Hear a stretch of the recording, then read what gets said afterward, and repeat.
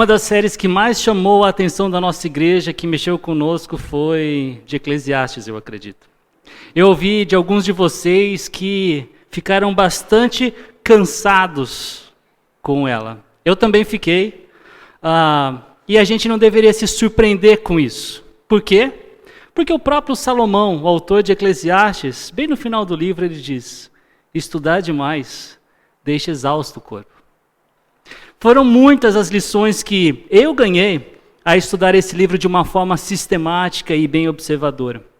Eu arriscaria dizer que grande parte desse cansaço está relacionado com uma positiva mudança de paradigma, de uma consciência que agora sabe que, melhor do que tudo que acontece nesse mundo, é essa oportunidade de olhar para a criação e perceber que toda ela serve para, como diz o capítulo 12 de Eclesiastes, se lembrar do Criador, temê-lo e obedecê-lo. Outro fator que me deixou e me deixa bastante cansado é essa impossível tarefa de condensar tudo o que eu aprendo para passar para vocês. A verdade é que das aproximadamente 15 horas que eu estudo para cada mensagem, eu devo ou consigo repassar para vocês aproximadamente 30%. E não é somente porque eu não consigo, mas porque também não é sábio eu passar tudo aquilo que eu aprendo. Eu não vou passar para vocês todas as questões gramaticais do hebraico, algumas dificuldades da crítica textual, algumas polêmicas na interpretação e coisa desse tipo. Mas não é por menos que eu os incentivo a acompanhar uma série, como foi de Eclesiastes, com algum livro. E nesse caso eu tinha recomendado isso para vocês. E de fato vários de vocês adquiriram esse livro. Eu espero que, se não conseguiram ler, que ainda leiam. Esse é um excelente autor e esse é um excelente livro. E em todo esse trabalho de Eclesiastes, ou com Eclesiastes, uma das lições que mais me chamou a atenção, que mais me marcou ao estudá-lo, não está num versículo, não está num capítulo específico, mas está na teologia do livro. E a teologia do livro eu apresentei especialmente para vocês, ainda que durante toda a série, especialmente nos primeiros capítulos do livro, nas primeiras mensagens do livro. E eu queria relembrá-los de um vídeo que eu mostrei para vocês, porque esse vídeo tem tudo a ver com essa teologia.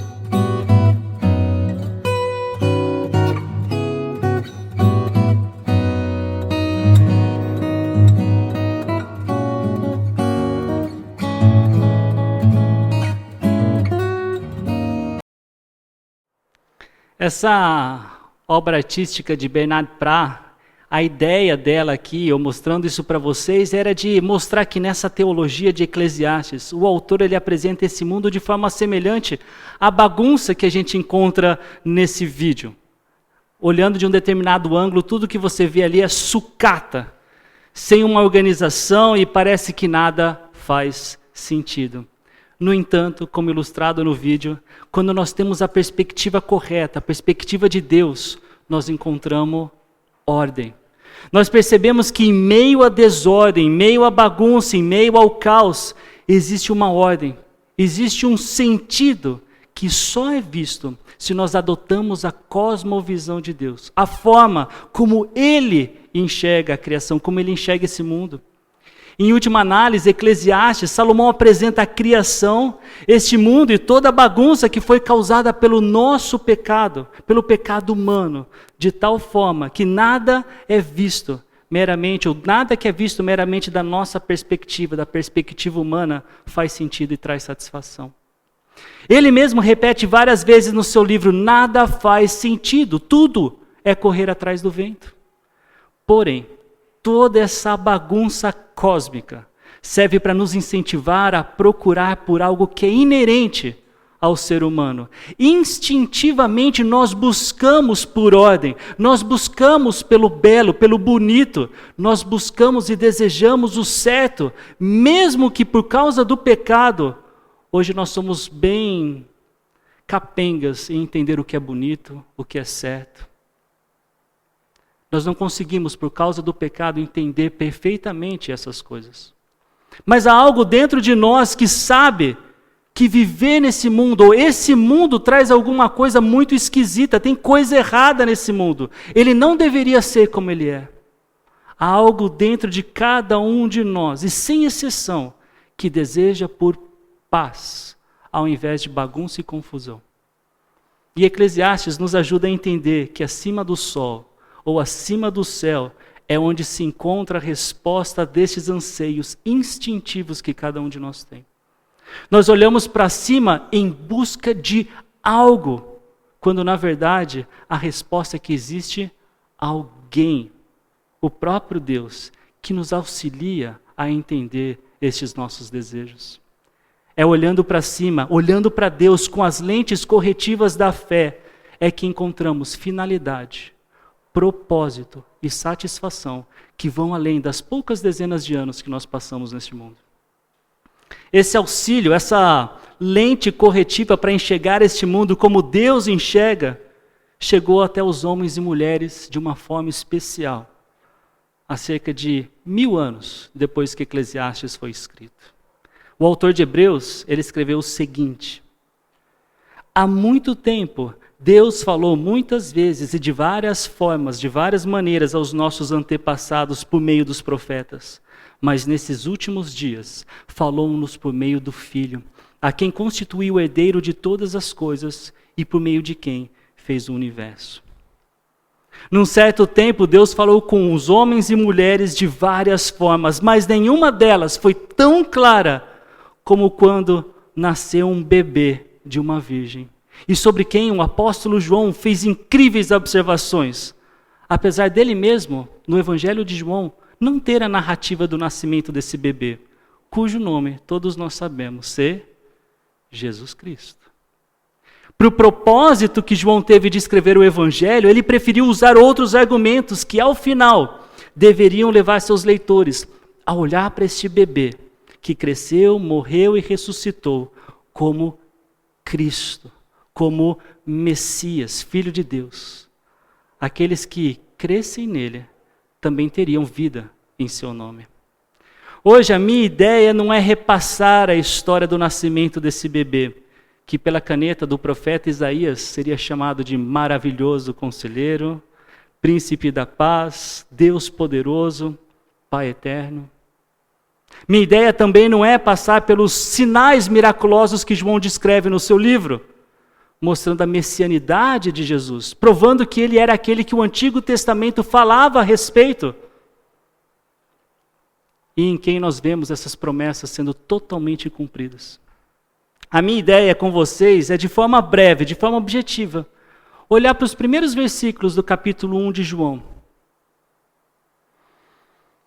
para que, talvez, cada um de nós aqui, no dia 25 de dezembro, no 24 de dezembro, quando, talvez, eu imagino que, se não todos, a maioria de nós, estaremos juntos com ou familiares, ou amigos, ou vizinhos, ou todos eles, para celebrar o nascimento de Jesus. Mas que você possa aproveitar esse momento de uma forma diferente, bem aproveitar este momento, dando a Jesus Cristo a visibilidade, a notoriedade, o destaque, que é somente dele. Há muito que poderia ser dito a respeito do Natal, mas o foco nesse dia não está no banquete, não está na árvore com pisca-pisca e adornos, não está no Papai Noel, não está na troca de presentes. E como eu disse há pouco, e uma coisa que eu aprecio muito, a presença dos nossos parentes, das pessoas que nós mais amamos. Não são essas coisas, não são essas pessoas que tornam o Natal especial. Tudo isso é muito gostoso, é legal, é engraçado, é bonito. Mas a melhor forma de aproveitarmos o Natal e experimentarmos uma satisfação que reflete o nosso desejo inerente, intrínseco ao ser humano, como diz em Eclesiastes capítulo 3, é apontando e conhecendo melhor o bebê aniversariante, visto ser ele a razão para todas as outras coisas boas do Natal acontecerem. Então eu queria orar junto com vocês e pedir que Deus, mais uma vez, nos ajude a termos como centro das nossas vidas o que Ele orienta para que seja o centro das nossas vidas. Jesus Cristo.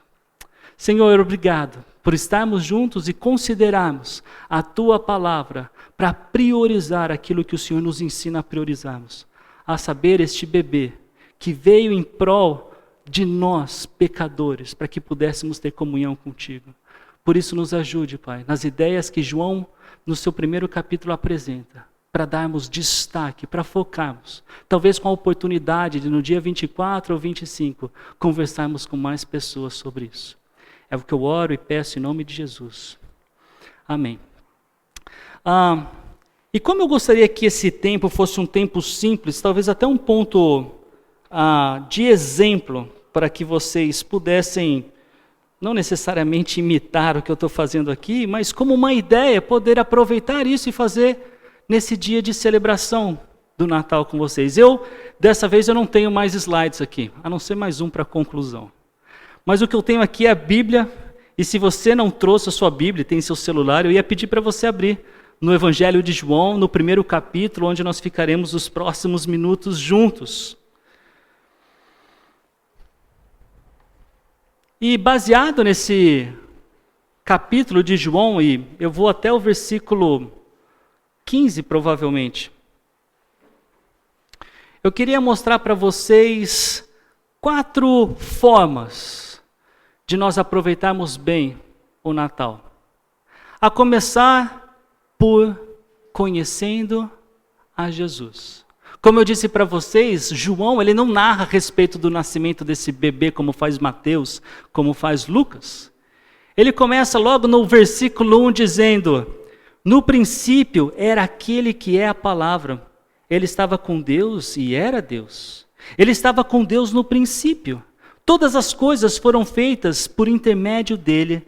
Sem ele nada do que existe teria sido feito. Nele estava a vida e esta era a luz dos homens.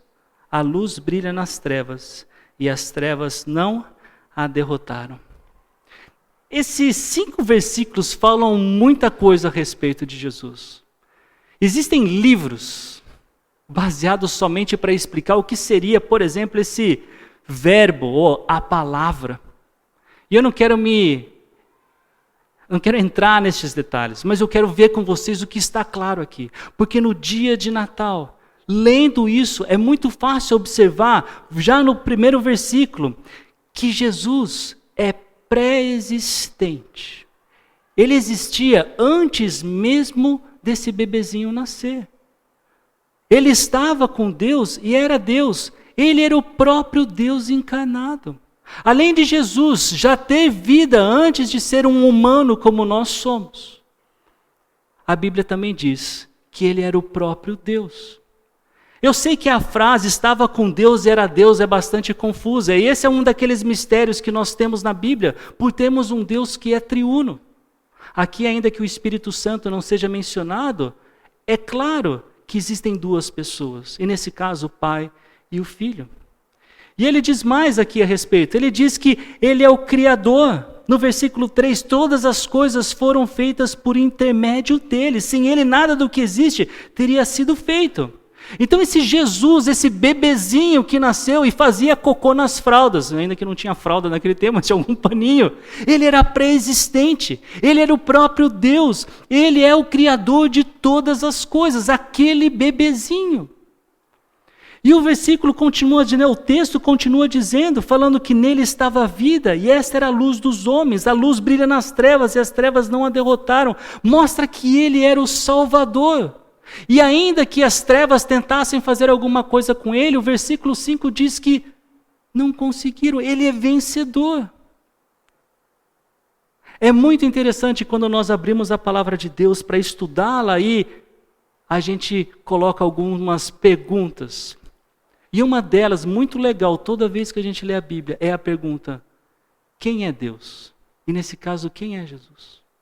Então a gente lê do versículo 1 ao versículo 5, e pelo menos 5 elementos ou 5 características a respeito de Jesus é dito. De novo, ele é pré-existente, ele é o próprio Deus, ele é o Criador, ele é o Salvador, ele é vencedor.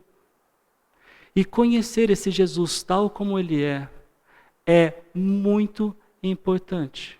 Se é que cada um de nós aqui quer ter um genuíno relacionamento com Deus.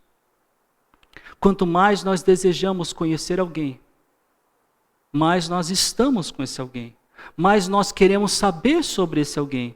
Isso não é diferente com Deus.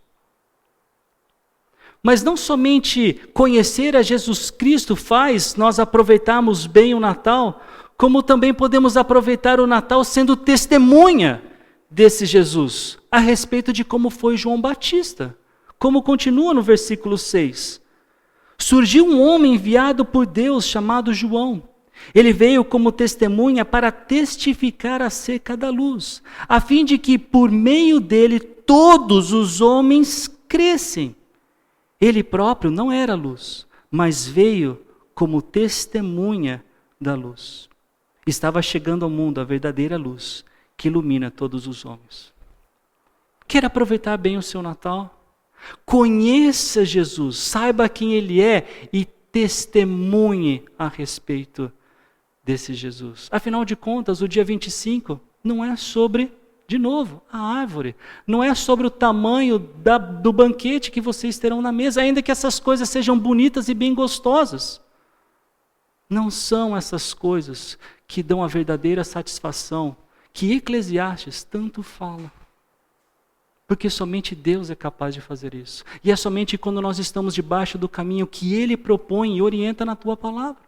Então a semelhança de João Batista, que tal aproveitar bem o Natal com aqueles que estão ao seu redor e talvez ainda não conhecem Jesus, para falar a respeito dele.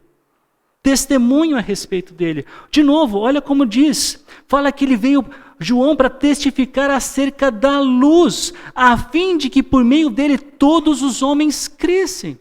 Já pensou você ser o veículo de Deus para que mais uma outra pessoa, ou mais uma família, ou mais pessoas conheçam Jesus e conhecendo Jesus, creiam? Gente, esse é o objetivo pelo qual João escreveu o seu evangelho. Lá no final, no penúltimo capítulo, do capítulo 20 de João, nos versículos finais desse capítulo, ele diz assim, versículos 30 e 31. Jesus realizou na presença dos seus discípulos muitos outros sinais milagrosos que não estão registrados neste livro, mas estes foram escritos para que vocês creiam que Jesus é o Cristo, o Filho de Deus, e crendo, tenham vida em seu nome. Estava no slide. O propósito pelo qual João está escrevendo tudo o que escreveu foi para que, olha, pessoal, conheçam Jesus. Jesus é esse cara. E agora que vocês conhecem quem Ele é, fica a decisão de vocês para crer. E crendo, vocês terão vida em seu nome. Já pensou ser veículo para que mais pessoas um dia se encontrem com você, que já é salvo, debaixo da árvore da vida?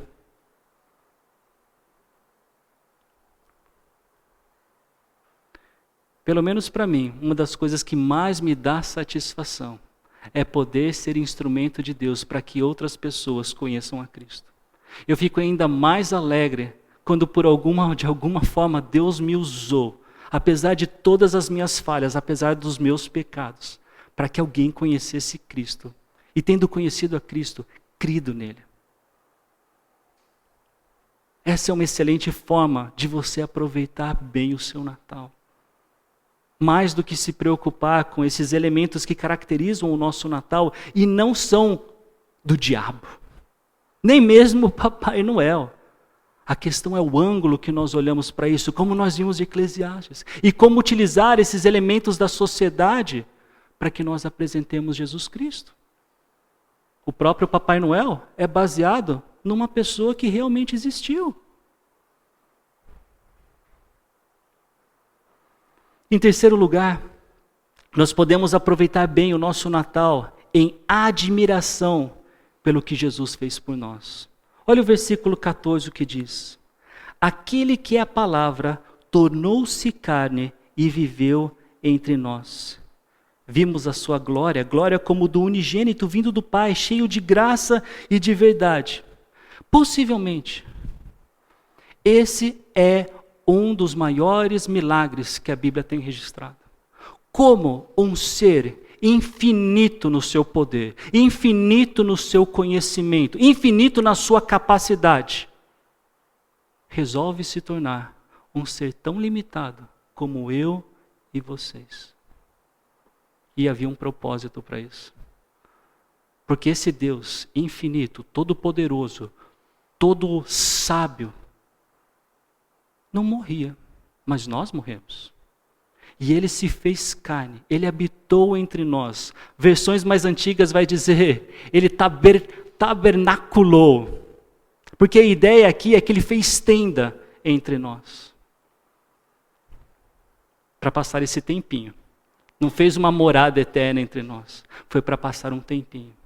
Um tempinho limitado, que depois, nas casas dos 30 anos, ele diz, chegou a minha hora. E ele se entrega voluntariamente para morrer por mim e por vocês, por causa dos nossos pecados. Como esse ser tão grande, um ser infinito, se torna um bebezinho, fazendo xixi nas calças, durante um tempo bastante cocô, até conhecer aquele Jesus que a Bíblia nos mostra. Ainda assim humilde, ainda assim corajoso.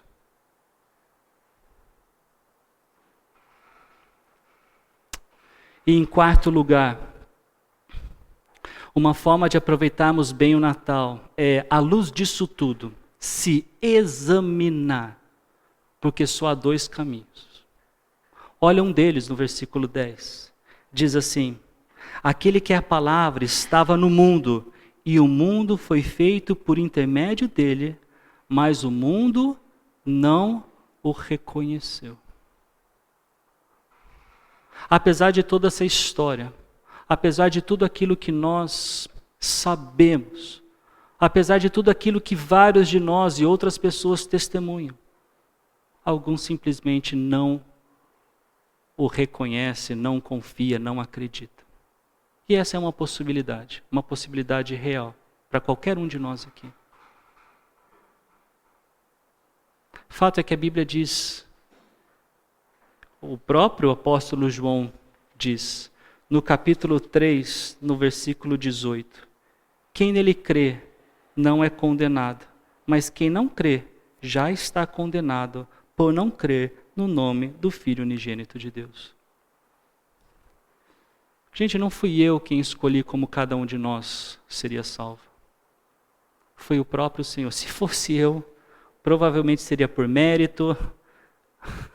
E com Deus não é assim, é graça. Ele morreu para todos. Não interessa seu tamanho, não interessa sua cor, não interessa onde você nasceu, não interessa o quanto você tem. O que interessa é se você vai ou não crer neste bebezinho.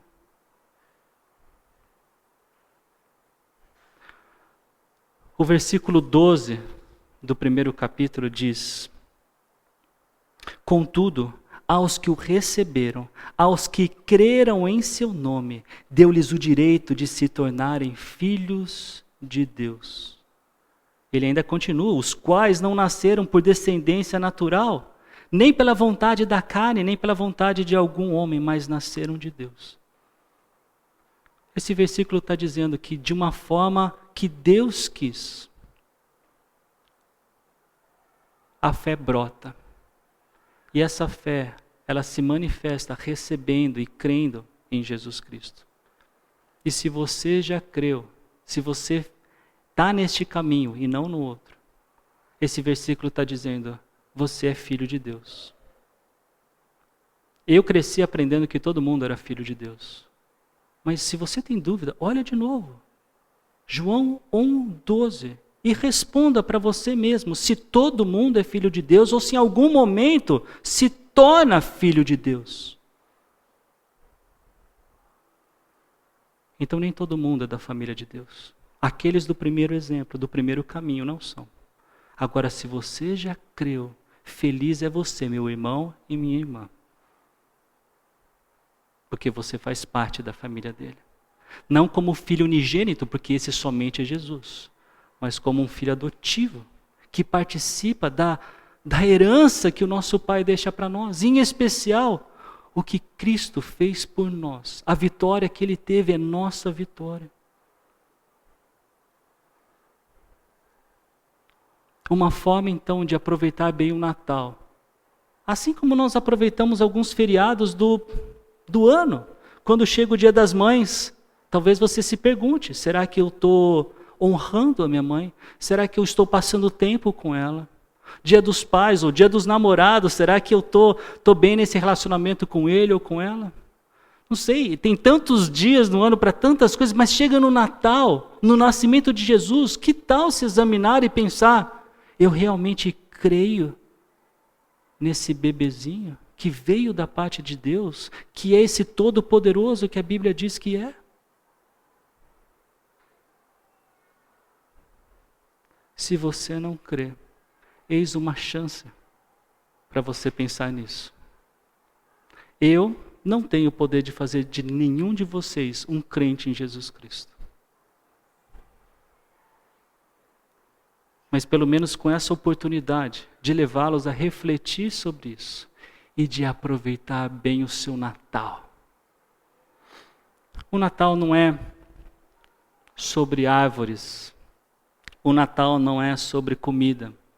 E olha que essa é uma parte do Natal que eu gosto bastante, a não ser uva passas. Um dia alguém me explica melhor por que tem tanto uva passas. Né? Um dos vídeos que eu vi que eu mais gostei desse, vi um cara assim, parecia como se fosse uma fadinha. Aí ele colocava o pássaro no arroz, depois no frango, depois no peru. Depois eu falei, gente, que tanto uva passa assim. O Natal não é sobre presentes, ainda que é super legal trocar presente.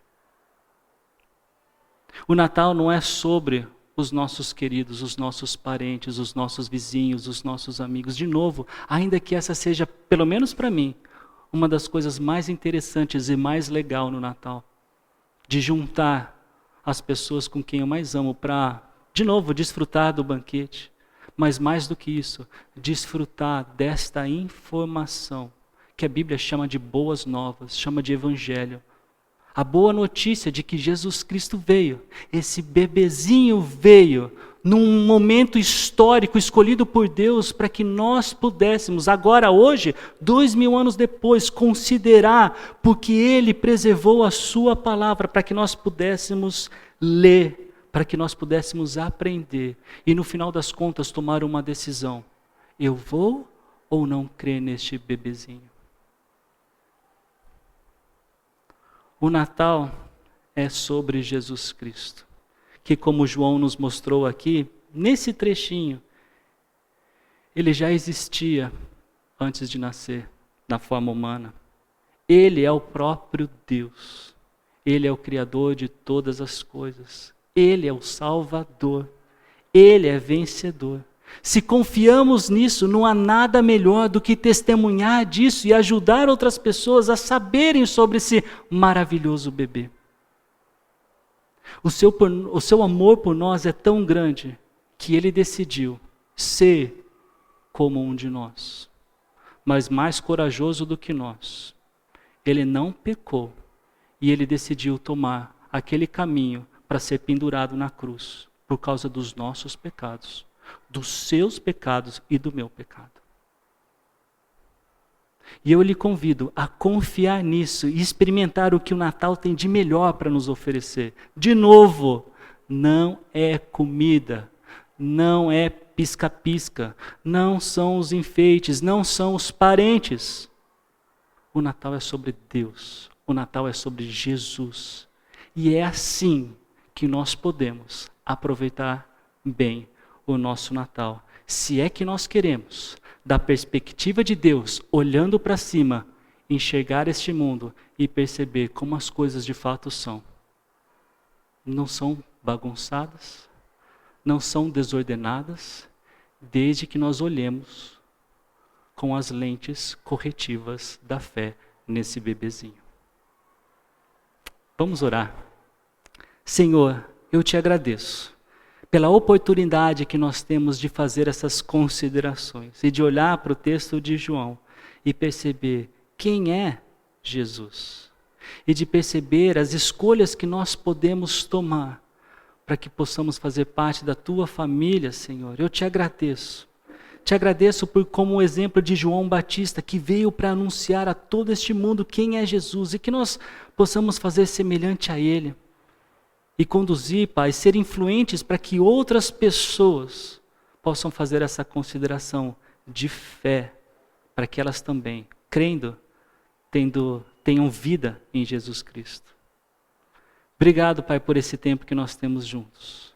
Que o Senhor seja louvado e que o Natal seja bem aproveitado por cada um de nós, cientes de que o dia 25 de dezembro é sobre Jesus Cristo, é sobre esse bebezinho que nos salvou. Eu oro assim, em nome de Jesus. Amém.